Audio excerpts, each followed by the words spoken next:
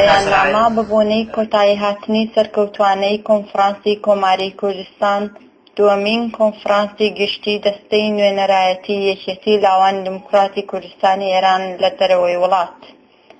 کچان و کوڕانی لاو، ئەندامان، دۆستان و لایەنگرانی یەکێتی لاوان، کوردستانیانی هێژە. ڕۆژی شەممە ڕێکەوتی 30/9/2006 سەعات 4 دوانەوەڕۆ لە ساڵۆنی فۆڵکەوتی شاری لیلەسترۆم هەڵکەوتوو لە 10 کیلۆمەتری شاری ئۆسلۆ پایتەختی وڵاتی نۆروێژ دووەمین کۆنفرانسی گشتی دەستەی نوێنەرایەتی یەکێتی لاوانی دموکراتی کوردستانی ئێران لە دەرەوەی وڵات لە ژێرناوی کۆماری کوردستان بە بەشداری 35 نوێنەر دەستی بە کارەکانی کرد. کۆنفرانس بە سرودی ئێرەقی بوو خولەکێک بێدەنگی بۆ ڕێزگرتن لە گیانی پاکی شەهیدان دەستی پێکرد. دواتر کۆنفرانس بەڕەسمی لەلایەن بەڕێز جەعفەری حامیدی یەکێک لە کۆنترین ئەندامانی یەکێتی لاوان لەم کۆنفرانسەدا بەڕەسمی کرایەوە. بەڕێز حامیدی لە قسەکانیدا باسی لە ڕۆڵی لاوان و گرنگی بەرنامەڕێژی لە کاری لاواندا و شێوازە گونجاوەکان گەیشتن بە ئامانجەکانی لاوانی کرد. چۆنیەتی کارکردن لاو وەک تاک لە ڕێکخراوێکی دیموکراتیک و گشتیدا و خۆگونجاندن و کاریگەریبوونی لاو لەگەڵ بنەماڵە و کۆمەڵانی خەڵک بە شێوەیەک کە هاوسەنگی هزری خۆی ڕابگرێ و بتوانێت خاوەنی هەڵوێستی خۆی بێ بەشێکی دیکە بوو لە قسەکانی بەڕێز حامیدی. بە دوای قسەکانی بەڕێز حامیدیدا ڕەوتی ئاسایی کارەکانی کۆنفرانس بەم شێوەی خوارەوە بوون. سەرەتا ئەم پەیامانە کە بۆ کۆنفرانس نێردرابوون بەم شێوەیە خوێندرانەوە: پەیامی یەکێتی لاوانی دموکراتی کوردستانی ئێران کوردستان لەلایەن بەڕێز شوان جوامێری. پەیامی دەستەی نوێنەرایەتی گشتی یەکێتی لاوان لە دەرەوەی وڵات لەلایەن بەڕێز مەریوان مستانی. پەیامی یەکێتی لاوانی دموکراتی کوردستانی ئێران سوێد لەلایەن بەڕێز موکریان مستانی. پەیامی یەکێتی لاوانی دموکراتی کوردستانی ئێران نۆروێژ لەلایەن بەڕێز ناسر فەتاحی. پەیامی یەکێتی لاوانی دموکراتی کوردستانی ئێران فینلاند لەلایەن بەڕێز کاوە خزری. پەیامی یەکێتی لاوانی دموکراتی کوردستانی ئێران ئاڵمان لەلایەن بەڕێز ڕامین شێنانی. پەیامی کۆمەڵەیەک خوێندکاری کورد لە ئینگلستان لەلایەن بەڕێز بەفرین ڕۆستەمی. هەروەها کۆمەڵەیەک بروسکە و پەیامی پشتیوانی کە بۆ دووهەمین کۆنفرانسی یەکێتی لاوان لە دەرەوەی وڵات هاتبوون لەلایەن دیوانەوە خوێندرانەوە کە بریتی بوون لە پەیامی پشتیوانی کاک سەلاح حاجی ڕەشیدی جێگیری بەرپرسی یەکێتی لاوانی دموکراتی کوردستانی ئێران لە ئەوروپا. ئەم پەیامە ڕاستەوخۆ بەهۆی تەلەفۆنەوە پێشکەش بە کۆنفرانس کرا. پەیامی پشتیوانی کۆمەڵێک لە لاوانی دیموکرات لە وڵاتی ئوسترالیا. پەیامی پشتیوانی کۆمەڵەیەک لە لاوانی دیموکرات لە وڵاتی کانەدا. پەیامی پشتیوانی کۆمەڵەیەک لە لاوانی دیموکرات لە وڵاتی ئەمریکا. پەیامی پشتیوانی کۆمیتەی حزبی دیموکراتی کوردستانی ئێران لە وڵاتی فینلاند. پەیامی پیرۆزبایی مەڵپەری سەردەشت. پێویستە بگوترێت کە لە پەیامەکاندا وێرای هیواخواستن بۆ کۆتایی هاتنی سەرکەوتوانەی کۆنفرانس پشتیوانی لە کۆنفرانس ڕاگەیاندرابوو. دواتر بەڕێز مەریوان نستانی ڕاشکاوانە لەسەر هەلومەرجی ئێستای لاوان لە دەرەوەی وڵات و گۆڕانکاریەکان و کێشەکان قسەی کرد. بەڕێز نستانی سەبارەت بە گرنگی و پێویستبوونی کۆنفرانس لەم کاتەدا قسەی کرد و وتی بە دوای کۆنفرانسی دانیمارک کە بەهۆی لەبەرچاو نەگرتنی ڕێنوێنیەکانی کۆمیتەی بەڕێوەبەری گشتی یەکێتی لاوان و پێشەلکردنی بڕیار و ڕاستپاردەکانی کۆنگرەی سێمی یەکێتی لاوان لەلایەن کۆمیتەی بەڕێوەبەری گشتی یەکێتی لاوانەوە بە کۆنفرانسێکی نامەشروع ڕاگەیاندرا و بەشێک لە بەڕێوەبەرانی ئەم کۆنفرانسە سەرکۆنەکران. بەڵام بە هاوکاری دەفتەری سیاسی حزبی دیموکراتی کوردستانی ئێران بۆ ماوەیەکی کاتی و هەتا ڕەخساندنی هەلومەرجێکی لەبار بۆ دووبارەگرتنەوەی کۆنفرانسی یەکێتی لاوانی دیموکراتی کوردستانی ئێران لە دەرەوەی وڵات کێشەکان چارەسەرکران. نستانی ڕایگەیان بە خۆشیەوە دەرفەتێکی گونجاو بوو بۆ بەڕێوەبردننی کۆنفرانسی دووەمی دەستەی نوێنەرایەتی گشتی یەکێتی لاوانی دیموکراتی کوردستانی ئێران لە دەرەوەی وڵات پێکات بوو لەبەر ڕووناکایی و ڕێنوێنی و ڕاستپاردەکانی کۆنگرەی سێیەمی یەکێتی لاوان و هەروەها بە پشتیوانی و ڕێنوێنی کۆمیتەی بەڕێوەبەری گشتی یەکێتی لاوانی کوردستان ئەمڕۆ لێرەدا کۆبووینەوە.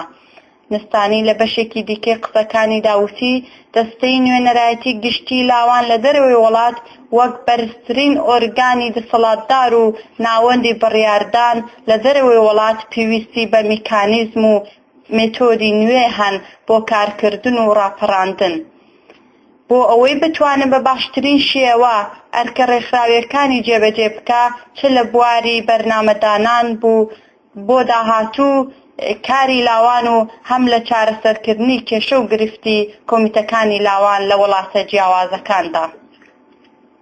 پەڕێز نستانەی لەسەر هاوکاری نێوان کۆمیتەکانی لاوان لە دەرەوەی وڵات و یەکێتی ڕێزەکانی یەکێتی لاوان پێیدا گرت و لەو پەیوەندیەدا هەڵوێستی چەواشەکارانە و بە دوور لە پرینسیپەکانی یەکێتی لاوان بە توندی مەحکوم کرد کە لەلایەن کەسانێکەوە بۆ پێشگرتن بە کار و چالاکیەکانی یەکێتی لاوان لە دەرەوەی وڵات ئەنجام دەدرێن و هەروەها ڕایگەیان کە لاوانی دیموکرات بە پشتیوانی و هاوکاری ئەندامانی دڵسۆزی یەکێتی لاوان دەتوانن سەرکەوتوانە ڕێکخراوەکەیان لە گیر و گرفتە هەنووکەیەکانی ڕزگار بکەن.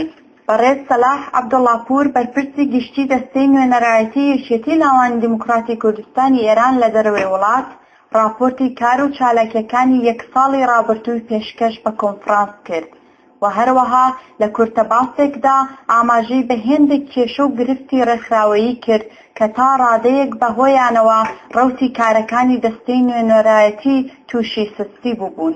بەڕێز عەبدوڵڵاپور دەربارەی کۆنفرانس و ئامانجەکانی وتی ئێمە بەپێی ڕێنوێنی و بڕیاری یەکێتی لاوانی دیموکراتی کوردستانی ئێران ئەم کۆنفرانسە بەڕێوە دەبین کە ئەوە هەم پرۆسێسێکی دیموکراتیک و هەم جێبەجێکردنی پرینسیپ و پەیڕە و پرۆگرامی پەسەندکراوی کۆنگرەی سێیەمی یەکێتی لاوانە لە کوردستان لە هەمان کاتدا هەڵبژاردننی دەستەیەکی کارامە بۆ بەڕێوەبەری لاوان لە دەرەوەی وڵات دەبێتە هۆی باشتر بەڕێوەچوونی کارەکانمان و دەتوانین ئەرکە نیشتمانی و ڕێکخراوەکانمان باشتر جێبەجێ بکەین. بەڕێز هاشم ڕۆستەمی یەکێک لە ئەندامە دێرینەکانی یەکێتی لاوان و میوانی کۆنفرانس لە لێدوانێکی کورتدا دەربارەی پەیوەندی مێژوویی حیزبی دیموکراتی کوردستانی ئێران و یەکێتی لاوانی دیموکراتی کوردستانی ئێران قسەی کرد. ڕۆستەمی لە قسەکانی داوتی حیزبی دیموکرات هەمیشە پاڵپشت و هاوکاری یەکێتی لاوان بووە. دڵنیاش بن ئەم پشتیوانیە هەر بەردەوام دەبێت.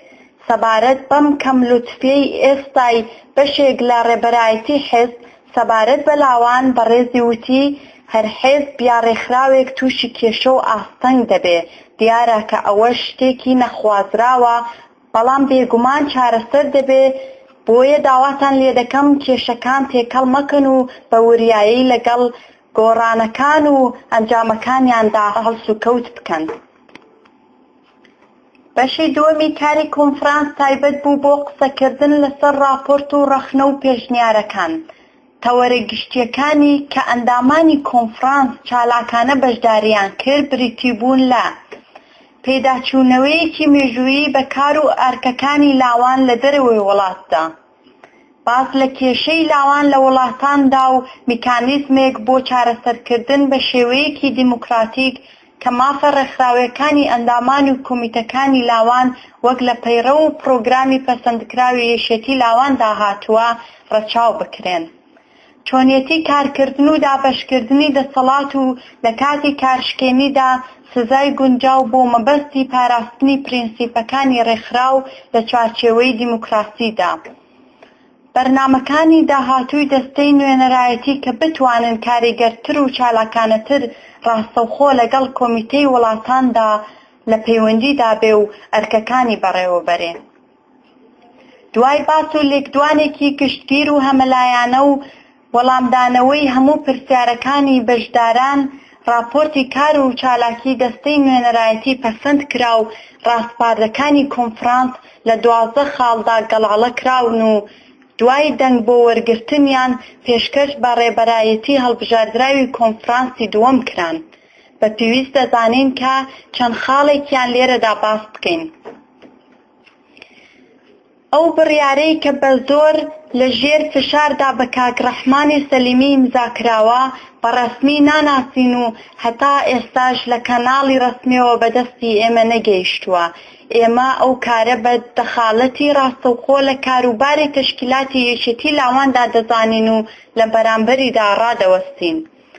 کۆمیتەی بەڕێوەبەری هەڵبژاردراوی ئەم کۆنفرانسە ڕادەسپێرین کە بە تەواوی توانایەوە کار بکات بۆ پاراستنی یەکڕێزی ڕێکخراوەکەمان، هەروەها هەوڵ بدەن بۆ چەسپاندنی دیموکراسی و ئەسوول و بنەمای دیموکراتیەکانی یەکێتی لاوان لە نێو کۆمیتەکانی یەکێتی لاواندا لە هەموو جیهاندا.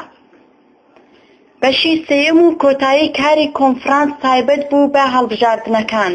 لە ئەنجامی هەڵبژاردنێکی ئازاد و دیموکراتیکدا ئەم بەڕێزانە وەک ئەندامی ئەسڵی هەڵبژاردران: مەریوان نستانی، فریشتە نەریمانی، بەفرین ڕۆستەمی، ئازاد سلێمانی، ڕامان مەعروفی، ناسر فەتاحی، کاوە خزری، موکریان نستانی. هەروەها ئەم بەڕێزانە وەک ئەندامی جێگر هەڵبژاردران: رامین شێنانی، ئیبراهیم عەزیزی.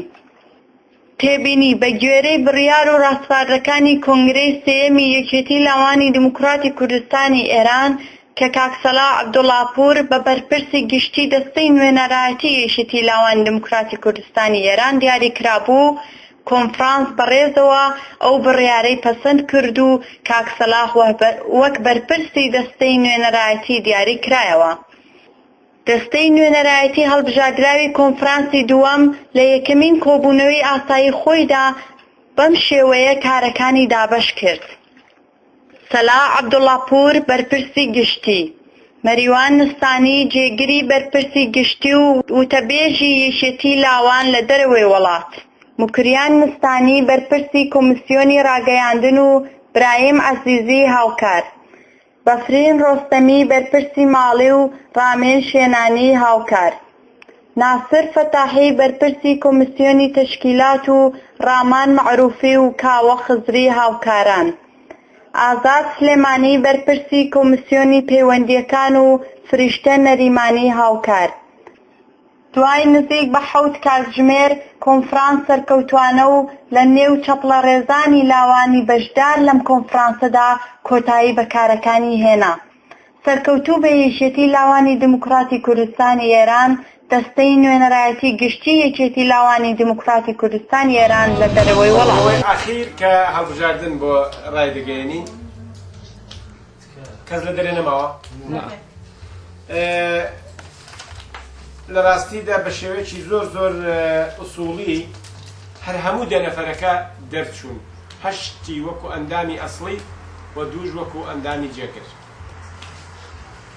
نەفەراتی 1 و 2 3 بەو تەرتیبەیە: کاکە مەریوان نستانی نەفەری یەکەم بە 26 دەنگەوە،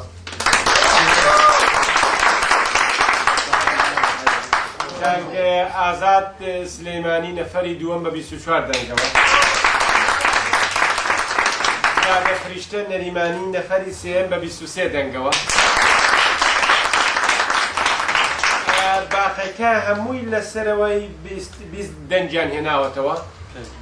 پێویست نێوەکانیان وەکو با بڵێن بەفرینی ڕۆستەمی، ناسر فەتاحی، ڕامان مەعروفی، موکریان نستانی، کاوە خزری، فریشتە نەریمانی کە دووجا خوێناوەتەوە، ئازاد سلێمانی خوێنداوەتەوە.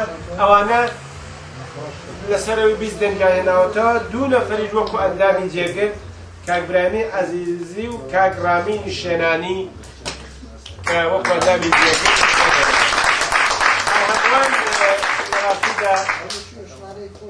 ئەوە 29 دەنگە، ئەوەش ئاکامی دەنگ و نووسرا و شتەکەیە.